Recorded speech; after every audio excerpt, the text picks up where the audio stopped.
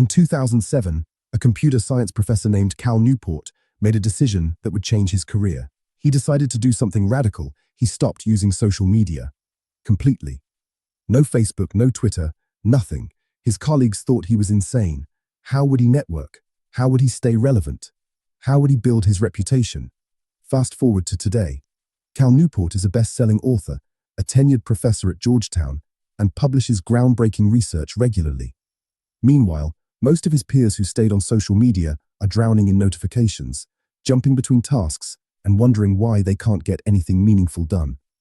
The difference? Deep work. Today, I'm breaking down Cal Newport's book, Deep Work, and why your ability to focus might be the most valuable skill in the 21st century. Insight 1. Shallow work is destroying your potential. Let's be honest about how you actually spend your day. You sit down to work on something important, then you check your email, then Slack pings. Then you remember you need to respond to that text. Then you see a notification. Then you check Twitter real quick. 2 hours later, you've been busy the entire time but accomplished nothing meaningful. Cal Newport calls this shallow work.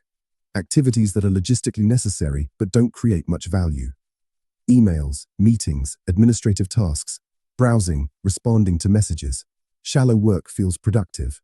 You're busy. You're responsive. You're accessible. But you're not actually moving the needle. Deep work is different. It's professional activities performed in a state of distraction-free concentration that push your cognitive capabilities to their limit. These efforts create new value, improve your skill, and are hard to replicate. Writing a book is deep work. Answering emails about writing a book is shallow work. Building a complex financial model is deep work. Attending a status meeting about it is shallow work. Here's the problem. Shallow work is easier. It doesn't hurt. It doesn't require intense concentration. And it gives you that little dopamine hit of feeling productive. So we fill our days with it, and we wonder why we're not advancing in our careers. The harsh truth. In an economy where machines can do more and more, the only thing that separates you is your ability to do things that are hard. And that requires deep work. Insight 2.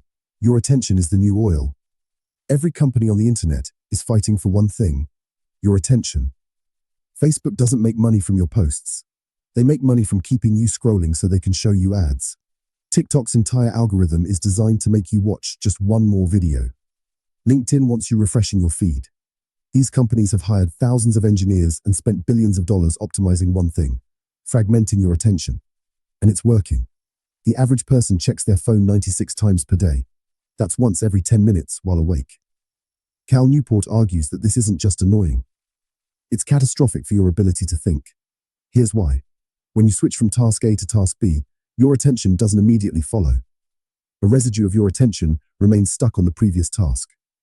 The more you switch, the worse you perform. Scientists call this attention residue, and it's destroying your cognitive performance. That quick check of Instagram, it doesn't just take 30 seconds. It fractures your concentration for the next 20 minutes. That ping from Slack, even if you don't respond, your brain is now thinking about it. Newport studied this with knowledge workers. People who thought they were doing focused work were actually switching contexts every 3 minutes on average. 3 minutes. That's not enough time to think deeply about anything.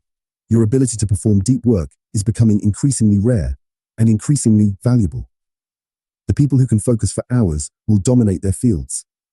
Everyone else will be stuck in mediocrity. Insight 3. Boredom is a skill. Here's an experiment. Put your phone in another room. Sit in a chair. Do nothing for 15 minutes. No phone, no book, no music. Just sit. Can you do it? Most people can't. They'll last maybe 2 minutes before they're crawling out of their skin. Newport says this is the real problem. We've destroyed our capacity for boredom. And without boredom, we can't do deep work. Every moment of potential boredom, we fill it. Standing in line? Check your phone. Waiting for coffee? Check your phone. Commercial break? Check your phone. Your brain never gets a break. It's constantly stimulated, constantly jumping between things. And then you sit down to do deep work and wonder why you can't focus. It's because you've trained your brain to expect constant novelty. You've made yourself addicted to distraction. Newport solution? Embrace boredom. Go for walks without your phone. Wait in line without checking anything. Let your mind wander. This isn't wasted time. This is training. You're rebuilding your capacity to be alone with your thoughts. The ability to be bored is the ability to think deeply. Insight 4. Schedule your deep work like meetings. Most people approach deep work wrong. They say, I'll do deep work whenever I have free time. Then they never have free time.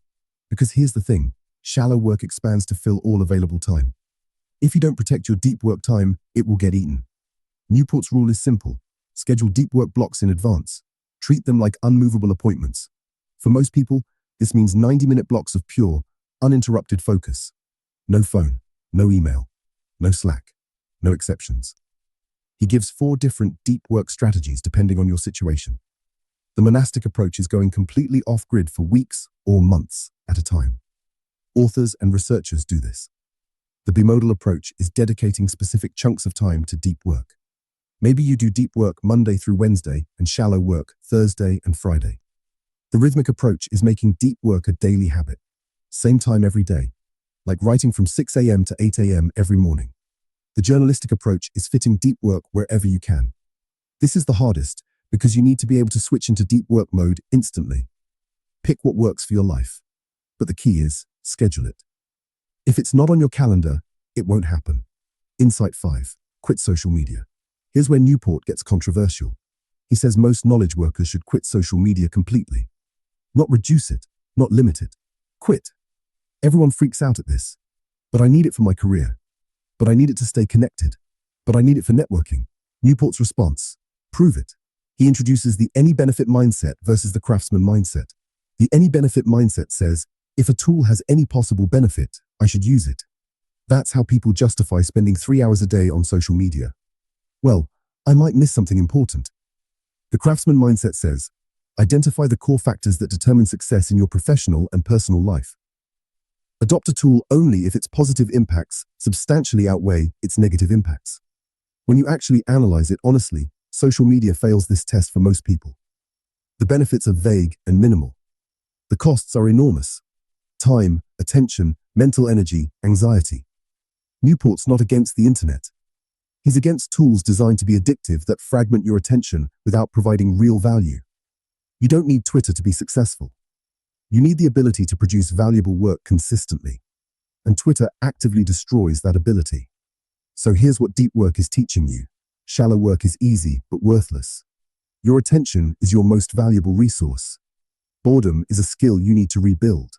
Schedule your deep work or it won't happen. And quit tools that fragment your attention. This isn't about working more hours. It's about working with more intensity during fewer hours. Because 4 hours of deep work will produce more value than 12 hours of shallow work. If this video helped you, subscribe for more breakdowns. And try this. Schedule one 90-minute deep work block tomorrow. No phone, no distractions, just focused work on one important thing. The best time to start was yesterday. The second best time is right now.